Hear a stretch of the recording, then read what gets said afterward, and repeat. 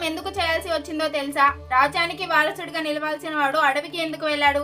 దీనికి కారణం చాలా సంవత్సరాల ముందు జరిగిన ఒక సంఘటన. ఒకనాడు ఇంద్రుడికి వైజయంత నగరంలో తిమిత్వజుడు అనే రాక్షసుడితో ఘోరమైన యుద్ధం వచ్చింది.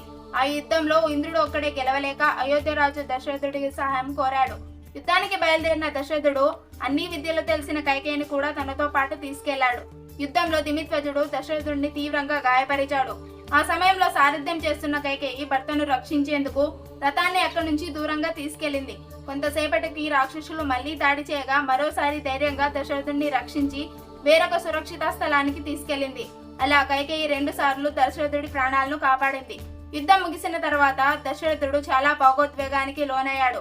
తన ప్రాణాలను కాపాడిన కైకేయిని చూసి, నువ్వు నా ప్రాణ రక్షకురాలివి, నేను నీకు 2 వరాలు ఇస్తాను, కోరుకో అని మాటిచ్చాడు.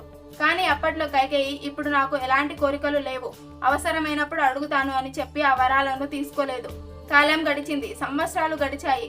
ఆ వరాలు మరిచిపోయిన మాటల్లా అనిపించాయి.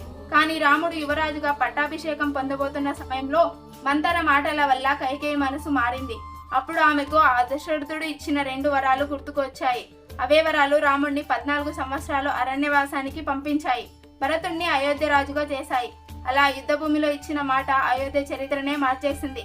అందుకే రాముడు అరణ్యవాసం చేయాల్సి వచ్చింది. జై శ్రీరామ్ అని కామెంట్ చేయండి. Thank you for watching. Do subscribe.